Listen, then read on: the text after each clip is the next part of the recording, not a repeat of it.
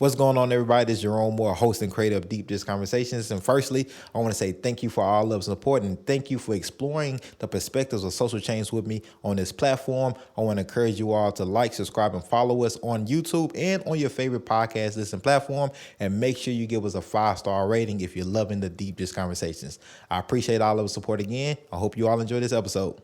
This is deep dish, right? Yeah, well, let's get deep. So I'm going deep on both sides.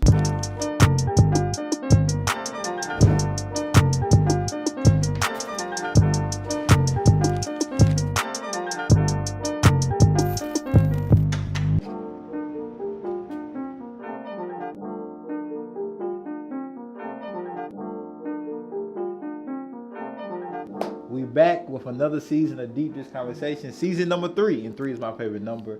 I'm your creator and host, Jerome Moore, and with me today I have an amazing guest. All of our guests are amazing. All of them are amazing. I have an amazing guest from the contributor, the director, executive director for the contributor, Cathy Jennings. Welcome. Thank you, Jerome. How you been? I've been doing great. I'm really happy to see all this. Yeah. You have a special place in my heart because of your history with the contributor. Well, so. look, the contributor has a special place in my heart because I started as a volunteer, with the contributor, right, and seeing it grow, change. Me too. We all start as volunteers. And do all these things, and this is the first episode in the brand new studio, so this is just a special moment. Oh, okay, so this is brand new. This is brand new. So we was doing it in the this is really Gino's cool. restaurant, and they shut down because of the pandemic. And so shout out to Gino's, because if it wasn't for Gino's, we wouldn't be able to be at this spot. So thank you, Gino's. Thank you, Christoph, and everybody in the team there. But we here and there, we got our own space. We still got the pizza, and so thank you. Just thank you for being here. How's life been? Good. Pandemic, crazy. I mean, like everyone else, we all pivoted, and there's some Right. good things that came out of that. Right. And then there's, definitely hard things. I think it's a changed world, Right. and people aren't quite willing to see that yet. Right. When So, it'll happen. for people who may not know who you are, who Cathy is, can you just give us a condensed version of your life and just your background and Maybe how I got involved in the contributor That too, a little yeah, bit. yeah, So, for sure. I was I lived in Franklin, Tennessee. Actually, I had a family, had a business where I imported and distributed headphones. Actually, so wow. that's how studio stuff was of interest to me. But I went through one of those big life events. I'd been married 20 years and ended up going through a divorce and realized that things had to change for me, or I would end up eating myself to death with cats in a house or something. So I moved up to Nashville. I went back to school at Belmont. I ended up teaching adjunct at Belmont, and I started volunteering for the contributor. And that was a huge life change for me about 10 years ago. So I went from volunteering to being a volunteer member on their board to being the director. And you know how easy that is. Right. That's a hell of a ladder to climb. It is. So when you first started volunteering at the contributor, what was something that when you, because we all have that story, right? That when we start volunteering with the contributor, something changes in your perspective about our homeless community, our homeless neighbors. So what is something that just immediately? So two things changed. So I was going. I was driving down 8th Avenue past Wedgwood, and there was this guy on the corner that would always wear this crazy umbrella hat, and he was selling something, and I would just avoid eye contact. And then one day, but he was always there, smiling, and it was Curtis, right? Yeah. And so one day I bought a paper from him, and then at some point I read the paper, and that's when everything was going on at Fort Negley, and they started talking Nashville has 2,000 people camping, and I was like, where are these people, right? So I went up to Fort Negley. And then what was interesting is where I get my haircut. Andy Shapiro was getting his haircut right before me. And it's weird how things like that happen. That's why they almost feel like they were meant to be. Right. And he was talking about volunteering for the contributor. And I was like, I just bought that paper. Can I do that? So I went down there. And I was really nervous. So I was nervous about a lot of things because that's, as Andy says, it's where the rubber meets the road, right? I'm not filtering my service through, there's not a lot of layers between me and that individual experiencing homelessness, right? I'm actually selling him a newspaper. And I didn't know, are they going to follow me to my car? You know, are they going to ask me for something that I feel uncomfortable? How do I set boundaries? And none of that ever happened. In fact, I can remember, and you talk about that one moment. Yeah. One time, I was getting ready to go to lunch, and I was digging through my purse for $1 or something to go get coffee, and one of the guys goes, "Oh, here." And he gives me his $1. And I'm like, you know, he probably had $6 on him or something. And he's willing to be that generous with me. And I think that's what I really like, just working in that office. People came in, they just wanted someone to talk to share their day with. There's a lot of pride in buying that paper and selling it. I've heard, you know, stories about customers that they've had who have been special to them. I hear about their families, about their health. And you know, we just really became a solid knit community.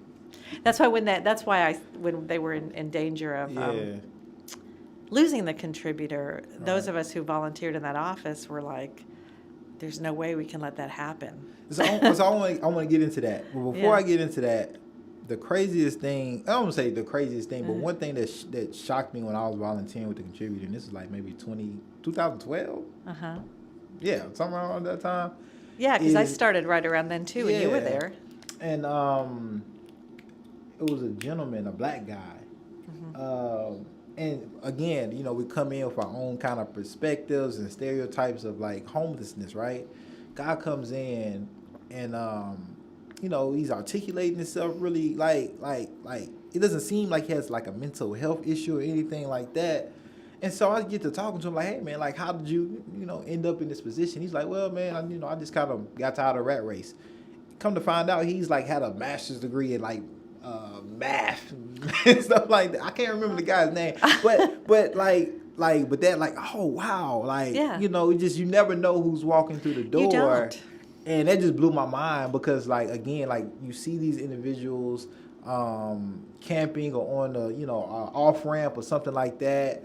And we are conditioned to think of them as inferior. Or alcoholics or addicts. Right. Exactly. Yeah. And that's not the case. It isn't. That's not the case. That's what's highlighted. That's what's kind of promoted in propaganda, but that's not always the case. No. And the contributor, like you said, it takes away that barrier from whether it's you in your car or you outside in the building, wherever like you just having a home, right? It takes away that barrier. I mean, there's retired people that are trying to live on $700 a month that sell the contributor to supplement their income. Because how do you live on $700 a month SSI? I mean, how do you do that? There's disabled people, veterans who also supplement their income.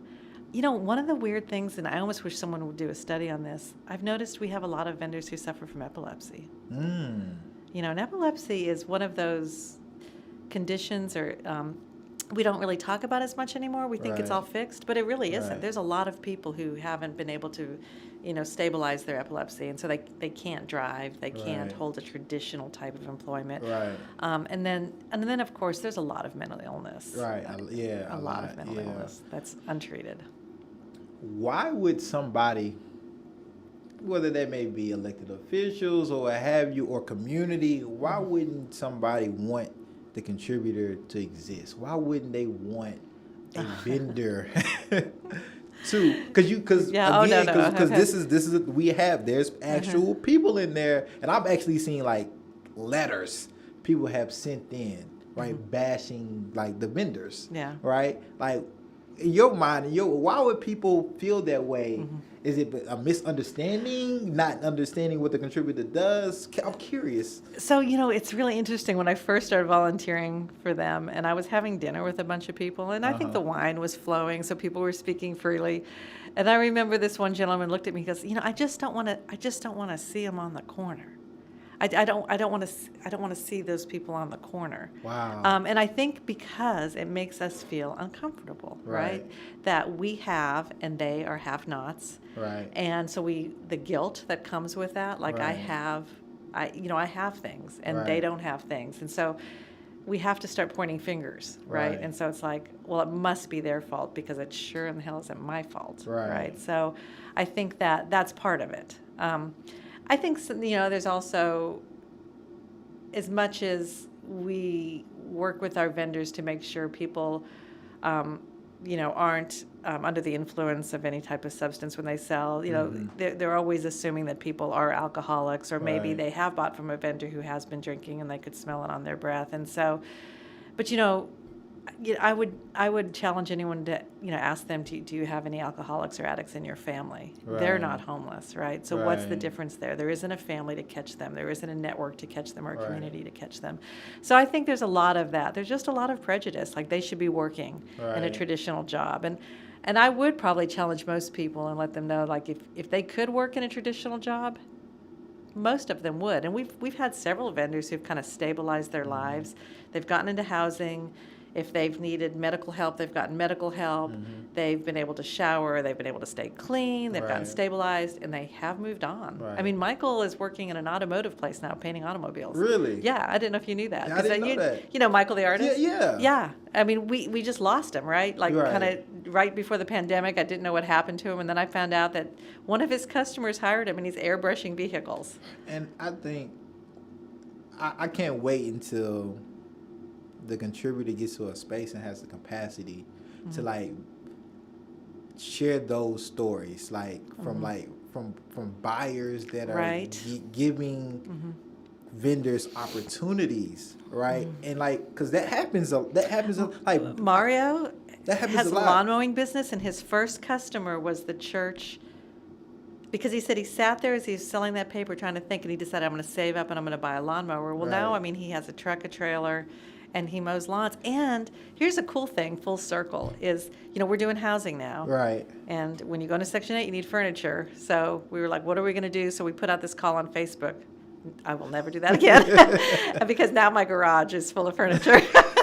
But then it's like, how do we get it? All of our Right. volunteers are older, Right. so you can only ask them so much.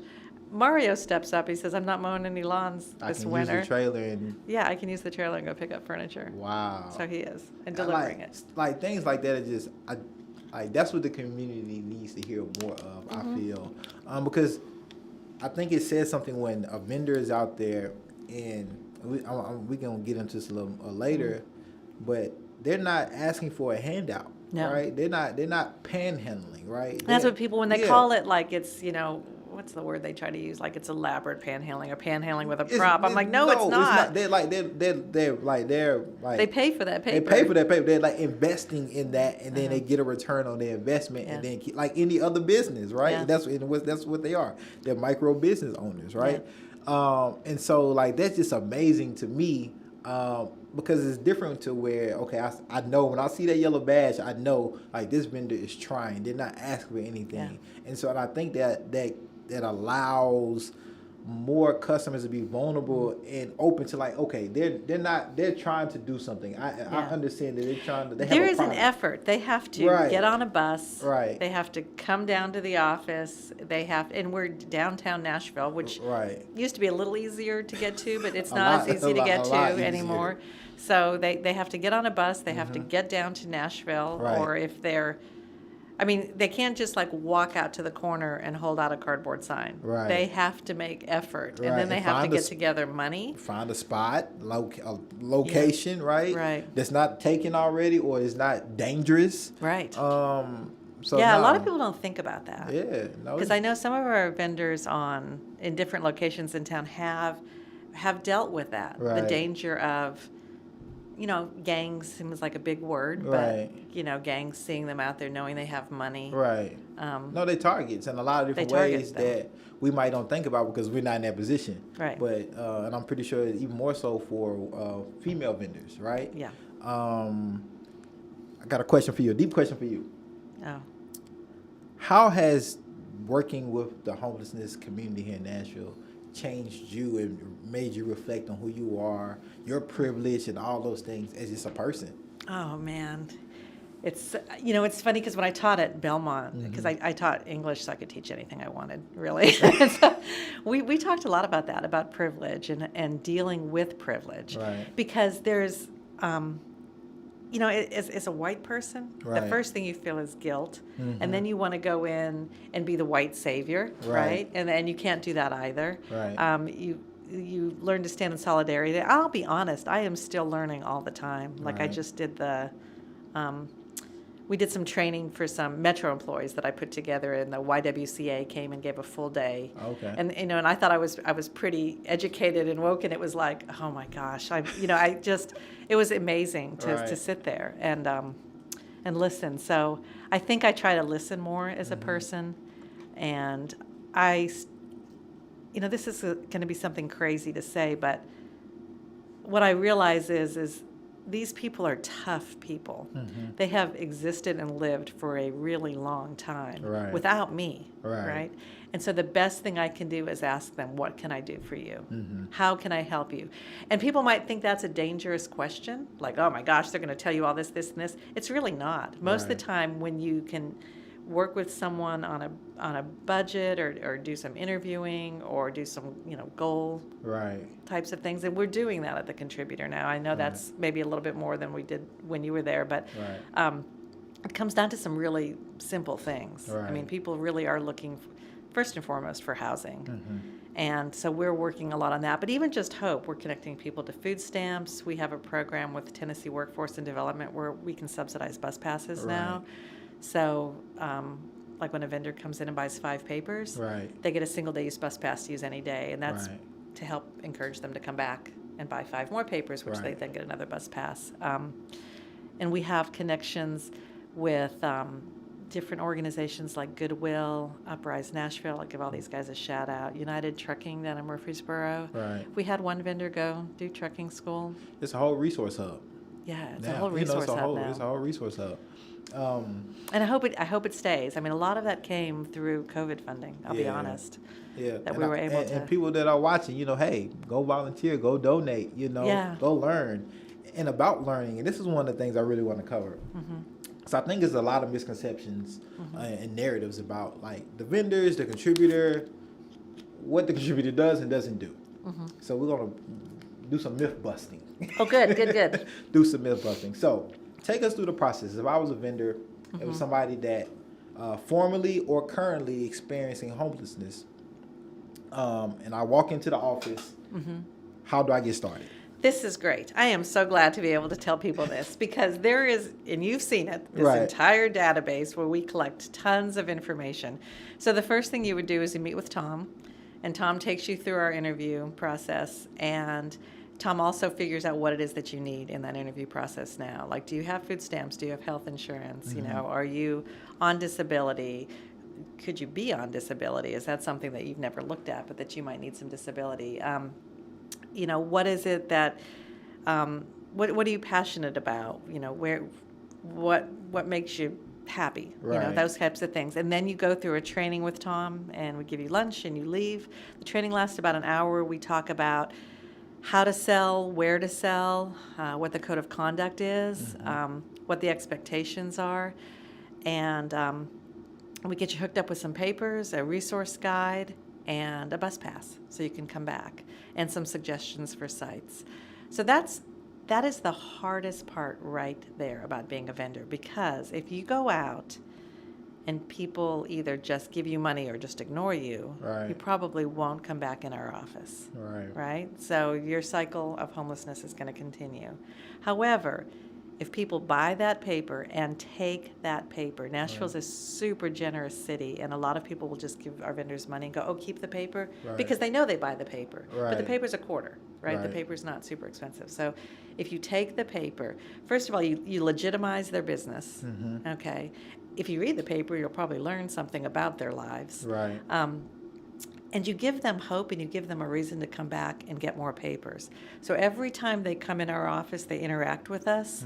And some people, interaction, I mean, they want to get on it. They want to Right. go, let's get food stamps, let's get this. But there's a lot of people who have trust issues. Right. And it'll take them a few times of coming back before they say, Right. well, maybe I'll talk to someone about some Right. housing. And they're dealing with their own traumas and Right. things like that, right? Yeah, So, like lots of stuff going on. yeah, for So, sure. but it's a super, it's interesting because now that we're doing housing also, and I see other organizations do housing, which is great.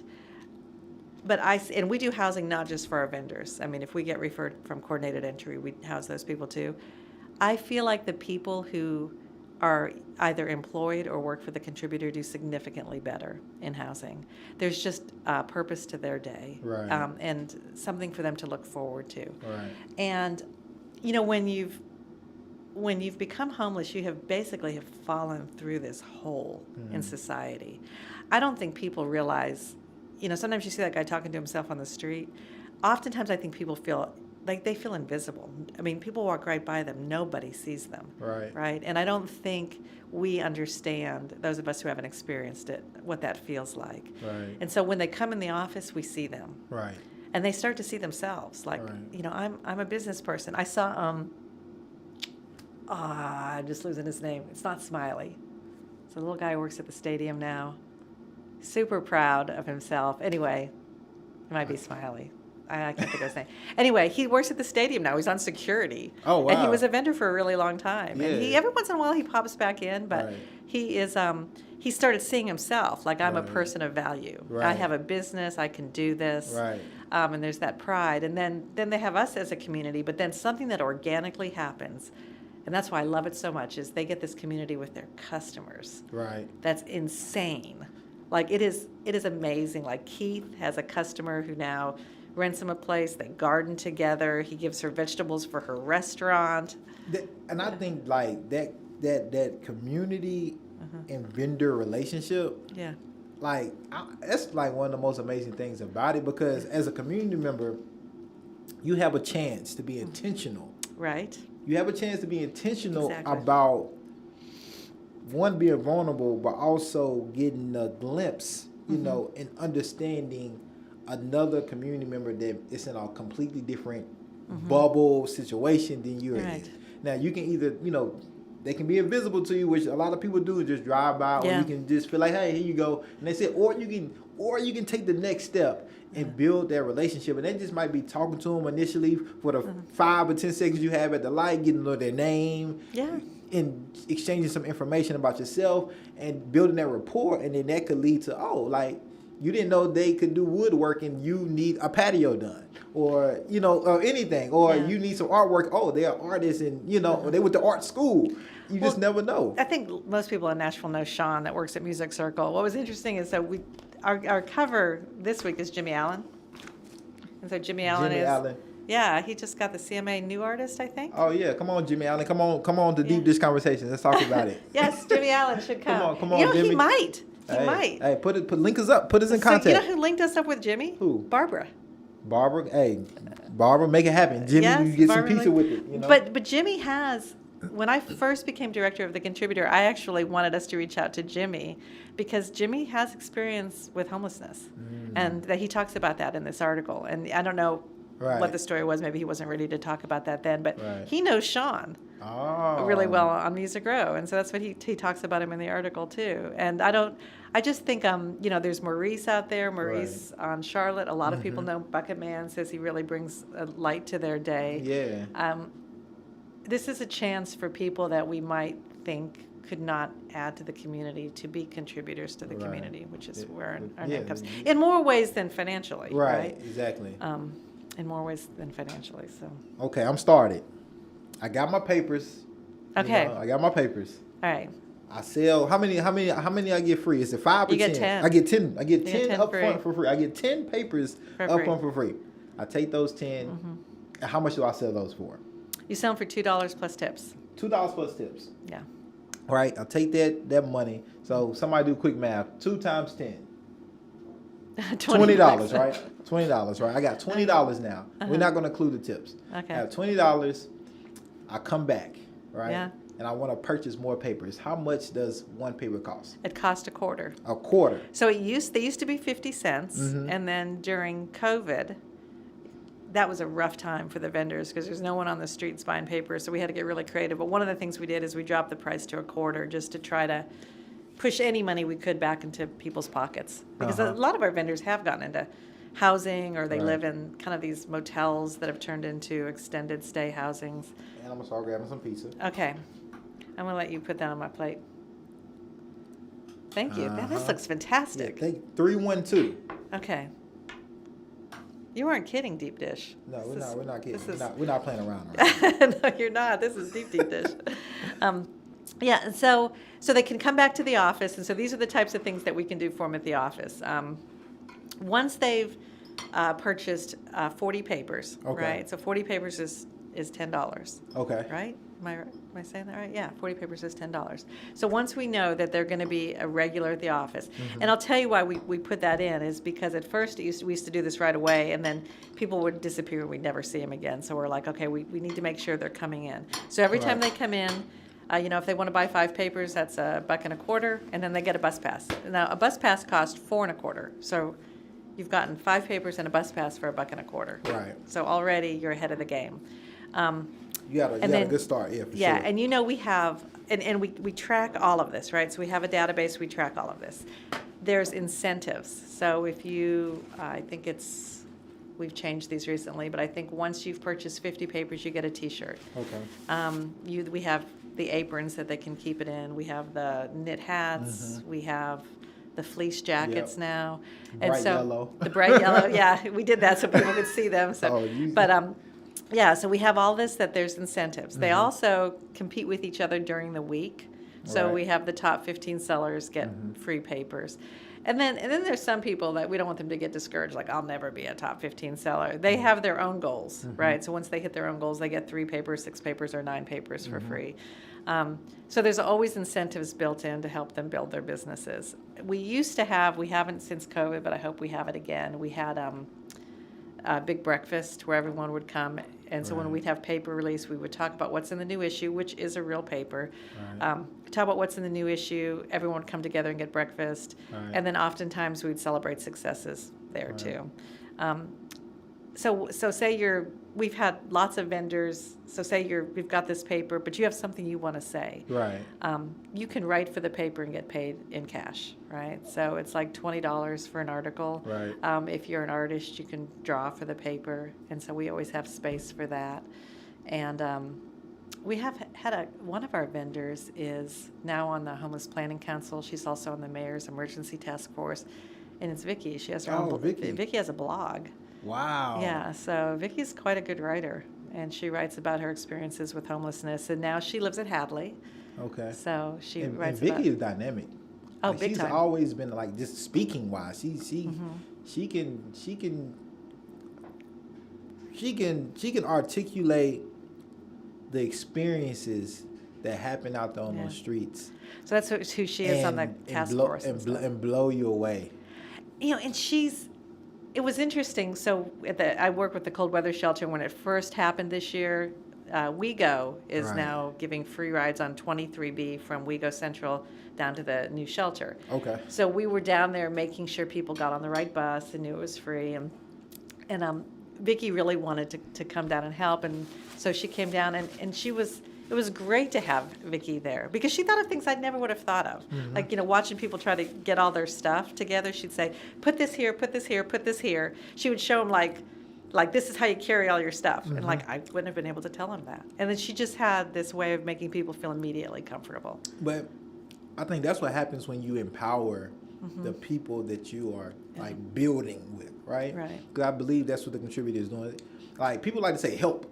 But I think the contributor is building with the homelessness community, with our homelessness neighbors here. And I always like to use neighbors because I learned that from volunteering at the contributor and not just calling them homelessness or homeless people. Like they still are neighbors. And when you say, like, I think the way it's worded a lot in the, like, grants is people experiencing homelessness. That takes a long time to say, right? And so it's like, but they are our neighbors. Yeah. I mean, then they truly are, like almost in every sense of the word. I mean, I don't think, especially in Nashville, I think if there were a couple of things in Nashville that I would like to see different, is I would like for people to become more engaged with vendors and buy and take that paper and read it, right? So they need to take the paper, so they empower those vendors to have that business. Right. And then I see a lot of people still panhandling. And I think it's just that kind of they don't have hope that anything can be different. Right. So that was the other thing I was going to tell you is one of, and you can eat. I'll talk and then I'll eat when you talk. No. One of the things that we do now, and this is all, we started this right before COVID because we had some funds to do it. So many homeless neighbors have lost their ID, birth certificates, and Social Security cards, and you can't do anything without those 3 pieces. So we started subsidizing those. Okay. And then we started applying people for the food stamps. And what we are is we're a SNAP employment and training program. And so we working at the contributor satisfies that. There's a requirement for work, right? So, Mm-hmm. and we're able to track how many papers vendors purchase. So that's another reason to take that paper, because if you take it, they're going to buy more, Mm-hmm. and then their numbers, that's the only way we can track their working, right, is the number of papers they buy. And that helps too when we apply them for housing, because housing is subsidized housing, and so we can show that, yes, they bought this many papers. And What I really like about the contributor is how it legitimizes work, right? Everything is tracked through this amazing database where you can use it for tax purposes. Yeah. But also like food stamps or housing, it shows you a record of employment. yeah, You we know know? every time you've come in, what you've purchased. You know, during COVID, we kind of stretched our sales. We did a partnership with Big Machine, Uh-huh.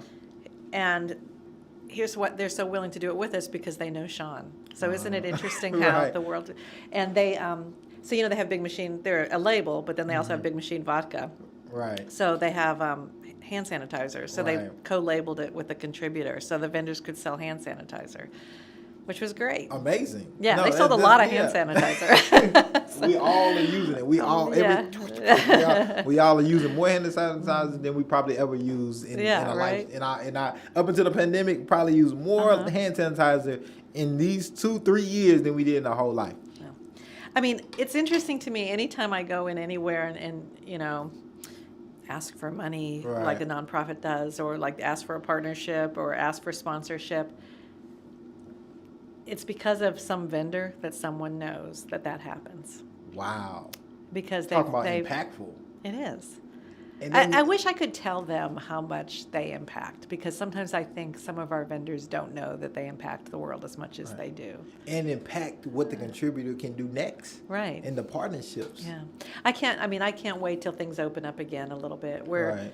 supposed to have our breakfast in March. We've deliberated a little bit. I think we're going to maybe push it a month. Maybe we'll Okay. be able to have it outside, because we do the vendor awards there. Right. Right. And the vendors, I think last year was the first year they really started giving little acceptance speeches, and it Right. was a blast. And so I think we're going to focus more on that. So When it comes to the vendors in their growth with the contributor, what are some of their challenges? Because that you hear, because everybody comes in and don't stay, Right. What are some of the reasons maybe you've heard where this may not be for me? I don't want to do it. I mean, it's discouraging, I think, when they first start, or even when they've been out there. I went out with, do you remember when we had the boss, not bum thing, where they brought the desks out? I think you were there. The boss, So it was called Boss, Not Bum. I was a volunteer then. not. And they literally came and put desks and lamps, like out at different vendors' spots. Oh no! So they were a boss, okay, not a bum, right? So I don't know if you were there. I was a volunteer, and so some of us volunteers went out there. Right. So I was with Clint at Starbucks in Green Hills, and you know, he was going along with it. I think he thought the whole thing was a little silly, but he Yeah. was going along with it. And as established as a guy as he is, as a vendor, I mean, he's got lots of support in that community. There are still people who would come by and say awful things to him. And I'm standing right there too, and I'm just like, I mean, they don't understand. I mean, they don't know Clint. They don't know why Right. he does what he does. I Right. do, right? Right. And it's a different story, and Right. it works this. And he's out there working. If Right. people don't think they're working, I dare them to go stand on a street And- corner. And I dare. I would. I've I done would. it. That should be a challenge. That should be a challenge. That should be do the contributor challenge because Go stand on that street corner for 6 hours. Because you never know what maybe slurs, Oh my offensive gosh. word. You just never know what people are saying. Just for the simple fact that they're there on the off ramp or in a outside of a restaurant or whatever Yeah. it may be, like trying to sell a paper that makes them feel like they can just offend them just because they're doing that. Yeah. That's what You know, people will you yell, have that get a time. job. People will yell, That's- bum, and other things too. I think those people definitely should do the challenge, but really reflect. like on themselves and how they think about just human beings, but also just people, just in general, and like just because they're doing something different than you, and we have this negative stigma about it. Right. Like it gives you the right to feel that way and say things how you're feeling. You can feel how you want to feel, but like you have the energy. You're gonna take out the time of your day to offend somebody. It's not even doing anything to harm you. Right. Nothing to harm you. Nothing at all. Nothing at all. They just make you feel uncomfortable because you have more than they have. Right. Exactly. That's all it is. Yeah. Yeah. And that's something that goes with lots of things in our Right. society. So it's good to reflect on, why do I feel uncomfortable? And what can I do about it? Why do we feel uncomfortable with our homeless neighbors? Why? Yeah. Like, I remember when I was doing like biased things and privileged things in class, some students would say, "You're just trying to make me feel guilty." And I was like, "No, I'm trying to get you to reflect on what you can do." Yeah, and it might be uncomfortable. Like if you are born in privilege, what can you do? Right, exactly. Yeah. What's going on, everybody? This is Jerome Moore, creator and host of Deep Dish Conversations, and I know y'all enjoying this episode, but just real quickly, make sure y'all hit that subscribe button and hit that notification so you can be notified when we drop new episodes and interviews. All right, I appreciate all love and support, and let's get back to this episode. Do you think, with still a lot of panhandling going on, mixed with the contributor, do you think people kind of get those confused and kind of just group them up all together, and therefore, like that's where you get some of these narratives, like, oh, they're not working, they're panhandling, they just have glorified panhandling. They're that's glorified what it is. panhandlers. Yeah. Do you think a lot of our community members just lump it all together? Absolutely. You know, how do we change that? How can we help them This is how we change this. Well, and one of the other things that we're actually just doing a new initiative, we are one of the recipients of Hack for the Community. Mm-hmm. So that's the HCA Hands-on Nashville kind of tech 36 hours. And so we're putting together, so we went digital with the paper too, so people could do digital subscriptions on our website during COVID, and if they had a vendor or any, they could pick a vendor off the map, they would get the proceeds from that, right? So that's another way we were trying to help vendors keep their income stream. Right. But we're going to have more articles featured. It's going to be more of a news site, right? Okay. So now we have a nice nonprofit site, which, by the way, you can click this link and get over to issue and see our digital issue. We're going to have the news more front and center. Okay. Just because we wanted to get our housing program up and going, and it is our housing resource program, and the whole hub is there. Like a vendor can come and pick up his birth certificate, check out his health insurance, and how's the housing app going? Let me buy 10 papers and walk out of there. Right. Which, let me get going on that too. That is probably one of the biggest. People do not realize there's a name for it. The amount of time it takes people to go, because if you don't have internet and you don't have a car and you're relying on bus and hoping that when you get there they're still open and there's not a line out the door. Right. Is it a time luxury? I can't remember. I think NPR, Tasha's doing a story about this. Oh, okay. Anyway, so I think that I lost my train of thought there. So cut this. The housing. So our newspaper. Yeah. So what we're doing is we'll have the news front and center because we're a newspaper. What a better way to get the word out than a newspaper? So if we're not getting the word out, it's because we're not doing the right kind of news. We're not putting the news in. We have a print copy and we always will, so the vendors can hold it and sell it. Right. But there's other ways that we have to get the news out about who we are. Yeah. And studies have shown that the more we get that out, it's not going to affect the income of our vendors. In fact, it will probably increase their income because people will understand what it is they're doing out there in the corners. Right. And doing things like this. Yeah, look. Thank you. I've advocated for this. The contributor needs his own podcast. I know. Because I think it'll blow people away to hear the stories of the vendors. In their own words. In their own words. Yeah. Talking about killer. Right. And I want to produce it. I think you would be great. Put me down. Y'all heard it. I'm producing the contributor, I had this conversation the other day. I said, by the time I say yes, the price will have tripled because he'll be so popular. Hey, what Fat Joe say? Today, what is the today's price? What is it? I can't forget the phrase. Well, it's something like Well, one of the cool yesterday's things. price, not today's price. That's what it is. Yeah, one of the cool things we've got going for us, and we just did this, and so, do you know Judith Tackett?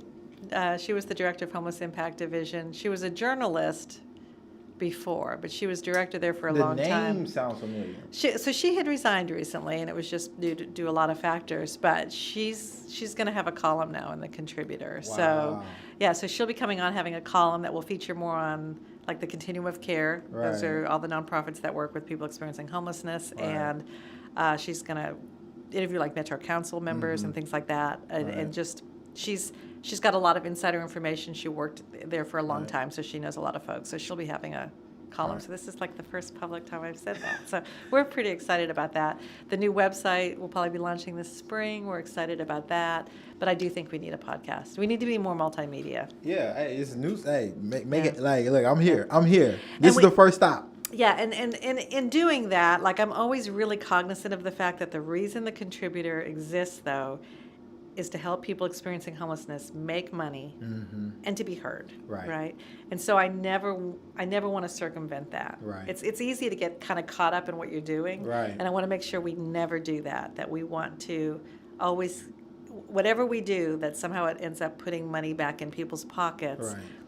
That have a difficult time holding a traditional job at the moment. There used to be lots of jobs for people who couldn't do that, right? Right. And a lot of those jobs have been kind of replaced. Right. And so I had one of our big sponsors, and you know him. I remember I asked him, I said, so you've been here long before me. Like, what made you? He's not what you would think of as the typical person who support the Contributor. And he says, I actually have a relative who's schizophrenic, and he has tried to hold. You would meet him, you would never know. He's Right. worked in numerous places. It always lasts about 6 months. We think everything's stabilized, we think everything's good, and then it's not, and something happens. And he said, and if my family wasn't there to support him, I don't know what he would do. Right. And so there's so many people out there that just don't have that. Right. And the Contributor is that family. We are. Yeah. We are. So there are a lot of social critical, cultural, political issues that can directly cause homelessness Yeah. or keep people homeless.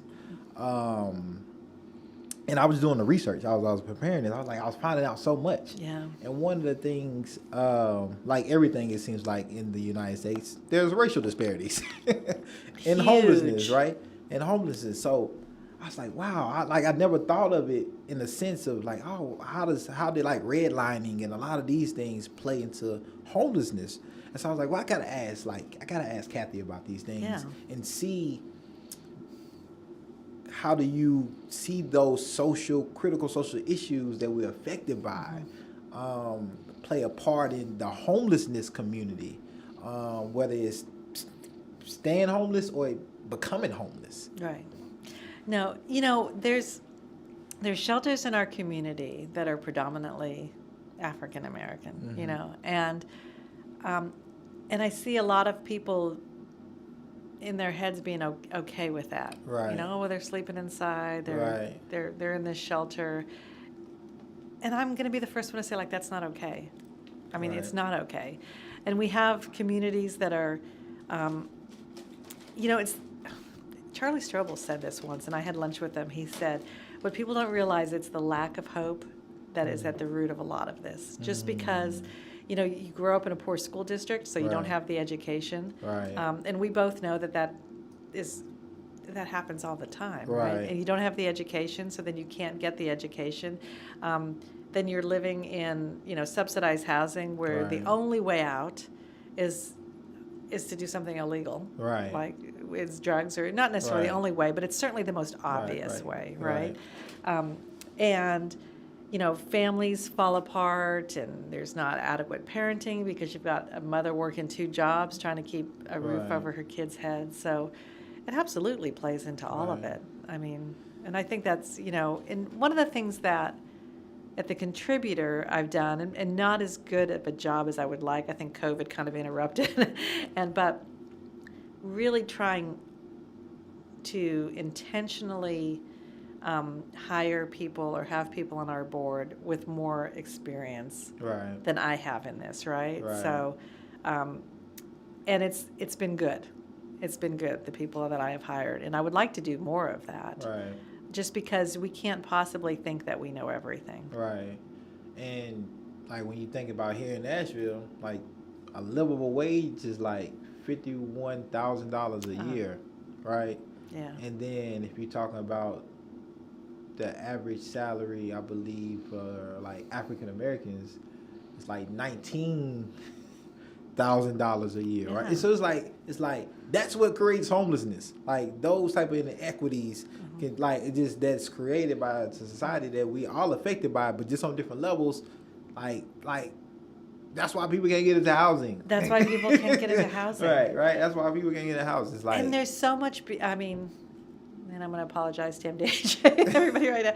There is so much, when I say bureaucracy, so when I first was volunteering for the Contributor, there was a gentleman who was blind.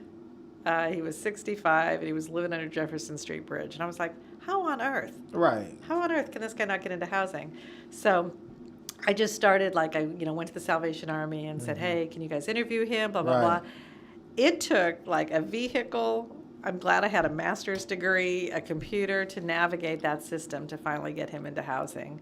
The amount of times I had to go to the doctor so they could verify he was blind, and he's blind. He has a genetic disease that made him blind. He's got COPD, he has hepatitis.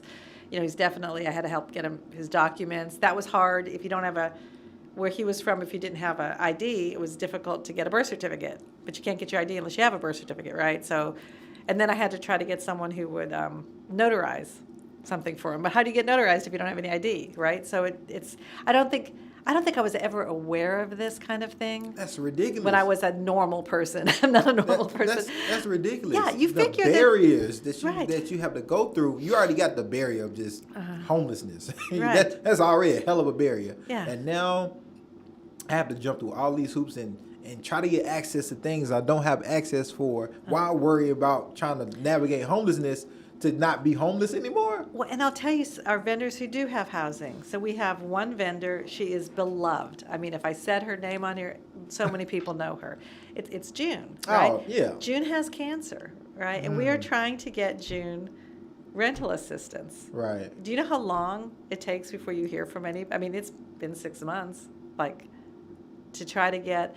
We've had a couple other vendors during COVID needed some rental assistance. Just, and they say that's a problem everyone's facing. It's Right. not just, but when people fall into homelessness, so then you fall into it, and Right. you think, okay, well then they can go to the mission, or they can go to the shelter, or they can work with Salvation Army. There are waiting lists for all of those things, and then maybe you're at the mission, or maybe you decide I'm not going to go to the mission, I'm going to camp. The minute you leave your tent, your stuff is stolen, right? So now you don't have your ID. So now you've got to go try to find and get your ID and all, because you can't get a job without your Right. ID. Right. So the goal is to decrease the number of days people, first of all, that people don't experience homelessness, right? Right. If we can keep people from falling into it. But once they fall into it, is to build processes so they're caught. Right. Right. So Nashville has never had the data before. They wouldn't even know how many Right. days people are experiencing homelessness. That has changed in the last 3 years. That's good. In large part to Judith Tackett. So she really worked with HUD and worked with a team to get processes in place. So data's collected, and I know Right. outreach workers hate to collect data, but it's necessary. Yeah. You got to be able to measure it and where you figure it out. Yeah. where you're going. So yeah, real numbers. yeah. And I So can- I'm chair of the shelter committee right now of the Right. continuum of care. So it's our job to give recommendations to Homeless Planning Council, who then passes those on to Metro. Right. And there's always been housing first is an absolute way to go. I mean, I know there's people who don't agree with it, but Right. we've seen firsthand that people don't start stabilizing until they're in housing, and they've got to be in housing a few months. Right. The first folks we housed at the beginning, I was thinking, I don't know if this is Right. going to work. Right. Probably about 6 months in, we did have people, with regular checkups at mental health co-op. We had a couple guys go into rehab. Right. Who are still 8 months sober. I mean, Right. they are working 2 jobs now. I mean, it's fantastic Well, to watch people. And they were homeless for a long time. But you gotta think about it. Like if you just take a child, right, whose parents are divorced, and they going back and forth to different housing, Right. that's a different type of experience. When you have just a child that's just in one setting, one home, Yeah. they tend to have less trauma, be more stable, have a Yeah. healthier, just mental, physical lifestyle than that child is bouncing back and forth and moving. So you can only imagine for a person in general that's literally just homeless, trying to get stable, and what just being in housing can be that great foundation. And when they first go into housing, though, it can be difficult, especially if they've lived in a camp or in the mission, because they had kind of a tribe. They had a community going Right. there. And suddenly you pop them out of it. Then they suffer the same thing. There's a lot of Right. guilt. Like, I'm in housing, my friends are not in housing. Right. We had one gentleman go into housing. He was in kind of a transitional, like a hotel. Uh-huh. He's now in a great apartment. Right. And the other day, he was actually so afraid in his apartment, he was going to go back and spend the night at the mission. And there's nothing wrong with his apartment. It was just big. Wow. So we just don't think about things like that. You know what that's kind of similar to? Somebody that's been incarcerated for a long time, Yeah. and they get out, right? Right. And they have to. It's just life culture shock to being. You've been institutionalized. You've been, Yeah. in prison or jail for so long, and you get out and you feel more comfortable in jail because at least you know the processes, what's going on, what's going to happen, what's not going to happen. It's exactly like that. And it's Wow. And we've sat on it, Jerome. I feel like there's a part of me that sometimes goes, I don't think America realizes that we've sat on this for so long, Right. that we do have people who've been homeless for 10, 20 years, right? Right. And that's a heavy lift. Right. To get them to feel comfortable in housing again. It's Right. not like they're going to go in and go, oh, thank you so much. I have And an I apartment. bet I'm that's okay. what most people think. Like, oh, get my house, it'll be fine. Like, Yeah. they're not.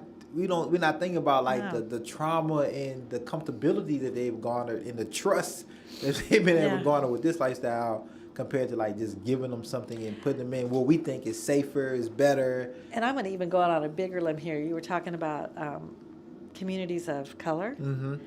And there's a part of me that when I work with our vendors, I can tell like they'll talk to me, but there is a trust issue there, right? You're right. Of people of color. Right. They're not totally sure Right. if they can count on me. So I Right. have to be super intentional that I do everything I say Right. I'm going to do, and I don't make any promises that I Right. can't keep. Yeah, and so that was a big thing when I was volunteering, because I think at the time when I was volunteering, I was the only person of color, the only black person that was volunteering.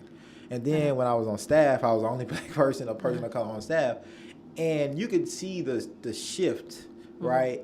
And the vendors that was willing to come talk to Yeah. me and open up about things, which because of that trust, and then just the trauma of that white folks have Right. had on black folks in the United States, right? Yeah. The whole and you have to recognize it, intentionally recognize it, and just be real about it. Okay, that exists. What can we do? Because we know there's trust there, just because of our country and like just what Yeah. has been done to black folks. I mean, it's people just of color. culturally Right, just culturally, ingrained. right. It's like there. And so it always warms my heart when folks like yourself like are intentional and understand and see that, because some people could try to ignore it or feel like it doesn't exist, Yeah. right? Oh, it exists in everything, right? Yeah. And we just have to. It might be tense, but we have to have that conversation and be honest about it, right? And so I really appreciate that, and I appreciate the contributor recognizing that like it's a difference between somebody being white and homeless and black and homeless. Yeah. It's levels. It's difference because of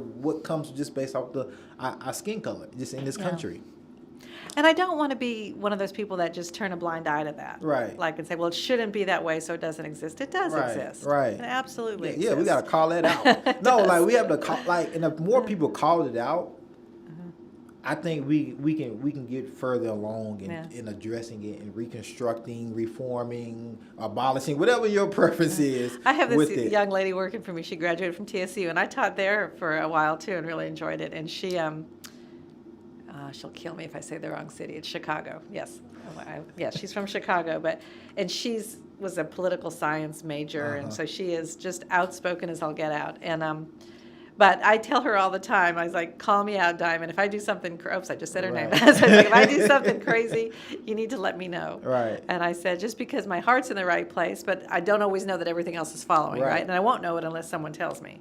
A lot of people don't know or don't recognize your heart can be in the right place, but if you're not careful or intentional about how you move around in certain spaces, you can actually cause harm when you're trying to be helpful or build, right? Yeah, I've done that. But that's but that's one. It's just good to call out, recognize, and know, and that's the only way we grow and learn, right?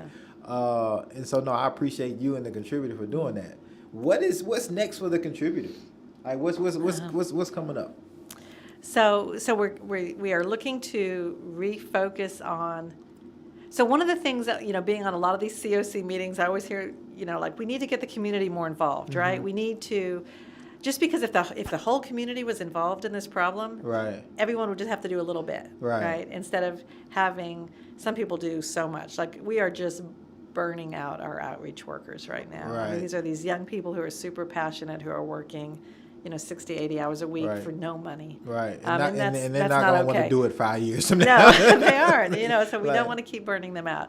And also, it's if we get the community involved, which is why I like the contributor, because it organically does it, right? It just happens. Right. But we have to, on a larger scale. I mean, communities come and they volunteer, at food pantries, at shelters. Right. But if we have more people, just get involved with the contributor. Encourage people who are panhandling to become contributor vendors. We have these little bookmarks, but you don't have to give them a bookmark. You can just say, hey, you guys should go down there and sell the contributor. I would, give you more money. I don't know. It would just be, that would be great. We could do more public speaking, but I think that's the first thing, is we have to get the community involved. And as I hear people talk about that, I'm like, oh my gosh, we're a newspaper. Like, we're a newspaper. Right. And if there's no better way to get the word out. So we have to get, we want more people to read this newspaper, even if it's digitally, even if it's on their phone. Right. So that's what we're going for this year, is beefing up our reporting and getting more people to read it. Right. Because that will circle back and help the people who sell it. For right? sure. Yeah. For sure. And it will help the people who aren't selling it now have faith. Like when the contributor started, it was new. Were you there then? I wasn't. What was it, 2009? It was something crazy. They sold like 100,000 issues that year. Had over 400 vendors. It was either 7 or 9. I can't remember. Yeah, we could easily have 400 vendors, right? Yeah. There's enough people out there that I see panhandling. Right. That we could have 400 vendors. We have now about 150. Right. Like active. Yeah. Okay. Yeah, they come every week. Some just buy a few issues a week. Some buy gazillions.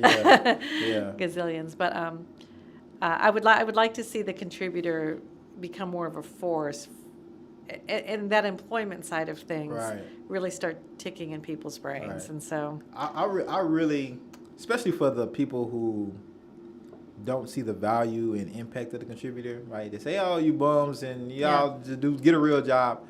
I really want to challenge people and challenge the contributor to create something where people can have that experience beyond volunteering, right? And go out with a vendor. I just think that'll be like, and then reflect on it, right? You go out there for 3 to 5 days and see how many papers you can sell. See where your morale is and your spirit, and like just see where your mental is doing that for 72 hours. Yeah. And then let's talk about it. So I love the Salvation Army. I think those guys do a great job of getting people into housing, and they understand. They get it, right? And they actually had a job position. They hired this girl to go have coffee with people who were experiencing homelessness. It was her job to go around, have coffee with them, get to know them, and then start working on journaling. Wow.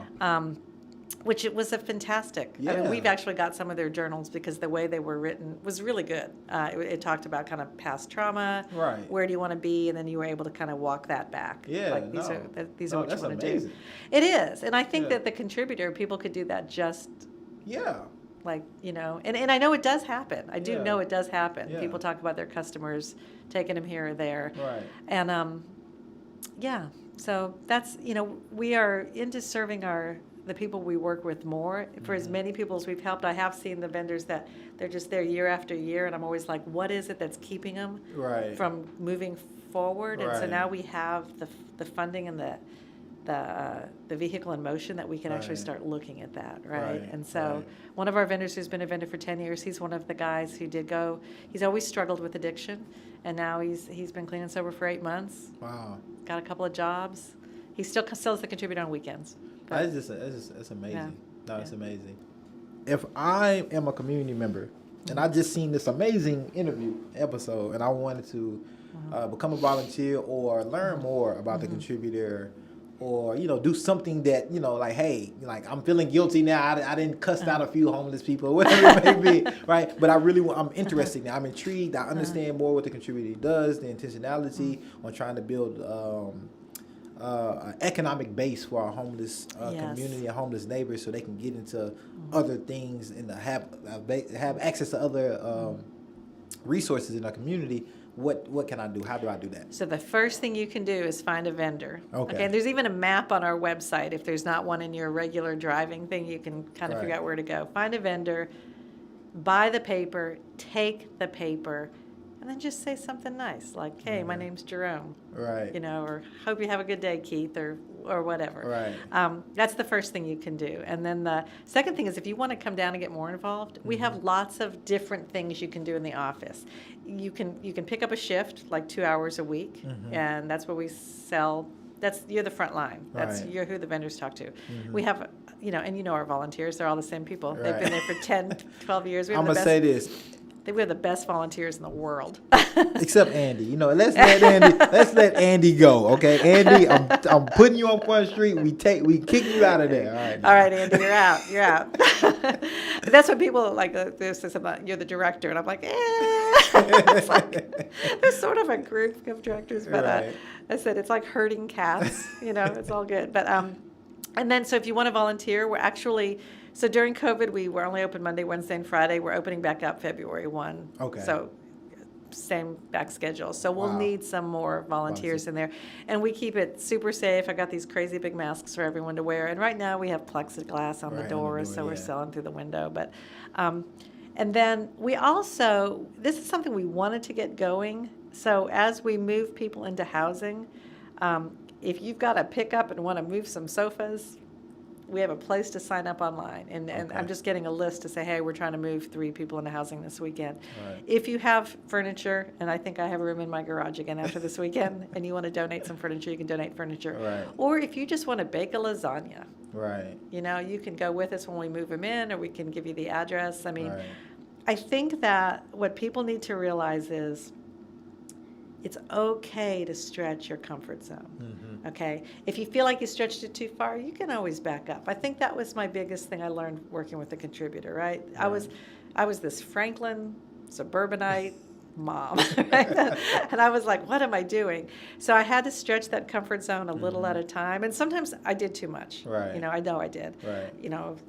Yeah, definitely. Right. And then I had to back it up and say, well, that really wasn't helpful. That probably was Right. more harmful. But at the end of the day, I think the intent that you have in your heart, like I want to become more engaged, and you can just start taking steps. And at the contributor, we let you be as engaged or non-engaged as you want. So If you had any amount of money, you had no barriers to resources at all, right? How would you continue to solve the homelessness crisis in Nashville? So we need to build a lot of units or refurb hotels into, we just need, our biggest homeless population are middle-aged men, and they're single, and they don't want to live in 1,200 square feet. They're happy with 350 square feet. So we need to refurbish a lot of studio apartments. So get people into housing. We need to, and I'm talking to you, Governor, we need to fix our health insurance system here in Tennessee. There's this huge gap that unless you make enough money to get on Obamacare, healthcare.gov, whatever, Right. that you don't have health insurance. Right. And that's crazy. Right. Because without health insurance, you can't get your mental health meds. You can't, you can't go to rehab, you can't. So you have this growing population of people who have fallen out of health insurance, and it's crazy. They can't get any help whatsoever. So if I had any money, I would build housing, I would do that, and then I would make sure the housing had lots of supportive services around it. So you know how in suburbia we always make sure we have like, a laundromat, a restaurant, a coffee shop, grocery store, those things all there. I mean, I would make sure these places have within walking distance, and we need to have good bus routes too. They need to have, mental health care. They need to have a social worker. Right. Like, and you'll see places like Trevecca has that, right? So they have a social worker downstairs, Right. and some of our vendors who have ended up aging into Trevecca, Okay. which is sad that if you're 55, you're not going to get housing, but the minute you hit 65, you can. But you've Right. had to be homeless 10 more years. That's crazy. That's crazy. It's insane. It's insane. And so that's what I would do. I mean, Okay. the first thing Nashville needs is they really need housing, and people need to be able to go into it regardless of their addictions, mental health, workability. And then we need money for people to work with them. Right. Because I will tell you, most people I've met, I can't think of one person I've met who really wants to stay in that situation. Right. They just don't know how to move to the next step. Right. And sometimes you just need someone walking with you, like literally just walking with you into that next Right. step. So, and the problem's becoming big, and it's going to get huge if we don't jump on it. It's a crisis. Yeah, it's a It crisis. is. Last question. Uh-huh. In this type of work, especially in Nashville, where it's majority white folks, right? 70-some percent. so many. Right. So many white folks, right? So many white folks. Well, white folks are the one that generally have the resources. Mm-hmm. Just throughout the United States, right? Throughout the world, right? Generally have the resources. Uh-huh. What advice would you give to white folks that want to do good work, be a do-gooder, right? And help build, right? Help build, but do it without also causing harm to the community that's affected. Because I think a lot of people like to rush in and say, "Hey, I have this. I can do this." Right? Yeah. From your experience, from you still growing and learning, what would you tell them? What advice would you give those folks in navigating that? So, one of the things that we've done at The Contributor is we really are looking at sourcing more things. Instead of the cheapest we can get, we are trying to source more things locally. And if I can do it through a Black-owned business, then I'm doing it. Right. Barbara has been wonderful at helping me walk that walk. We've been at more festivals and things that we hadn't been to before, to help me not cause harm, right? Not to Right. want to rush in and save things. We've, hire people. Right. We've intentionally recruited. Now, it was really funny because I thought I was on a good path, and then two of the people I hired found better jobs. I was like, okay, that told me I needed to pay more, Right. And hire people and pay better, Right. Better wages. Right. So those are the things. And I will tell you, I still struggle with how to cross that barrier myself. We've had some people working with us for a really long time, and they're in housing, but I feel like there's so much I could do to help them. But yet when I broach that, they're like, I'm good. Right. And so I'm still trying to cross that, Right. but I may never be able to, Right, as the right. kind of white older woman, I may never be able Right. to, but I may be able to hire people that Right. can. One of the things I'd like to hire on staff, and we just have not had anyone interested, is a guy. Right. Like we have Tom, but I'd like to have a social worker who's a Right, man, right. because we have all women. Right. But I think that would do a Yeah. lot. So No, I appreciate you speaking on it, and I just really think like. I think we just have to be super intentional and very transparent. Yeah, right. And I think, and I truly believe this. Uh-huh. When white folks that are doing the work like you're doing and growing and learning work on and help other white folks navigate those things, that's the best thing that can happen. Right. The best thing that can happen, because you've been you've been there, you've done it, you made the mistakes, you bumped your head, Oh, yeah. and you can show others, because like I had the money, I had the resources, let me just go in there and just throw it all. And I went to school, I got a master's, I done all this, but Yeah. Exactly. Exactly. And that can just do a lot of damage, and we don't want that. No, I mean, I'm already like working with housing. It's like, Yeah. let's make this not so complicated Right. to apply for housing. I Right. mean, it shouldn't be that like if this apartment opens suddenly, we have this housing list, first come, first serve. I mean, what Right. if someone's working? Right. Like, how does he get first come, first serve on that Right. list? I mean, Right. what if? I mean, it's just nuts the way it's Right. done. I mean, there needs to be anyway. Yeah. But yeah, no. I mean, when we ran the article, Board So White. That was what it was called, Board So White. And I looked at our board. It's like, yeah, our board's so white. Yeah. And so we started intentionally recruiting away from that. But it's sometimes difficult because sometimes you get some pushback. And so I haven't personally always learned how to walk that walk. So if someone Right. has advice for me, Right. let me hear it. That's because what this is why we're here. This is a Yeah. brave space to talk about these things, but also like community needs to be more transparent and open to having these conversations. yeah. Over peace, of course. Yeah. This makes No, it this better. is a great podcast. No, I well, watch them and Look, Cathy, I appreciate your time. Like, I am this so is- like this is- flattered that I got to be on here.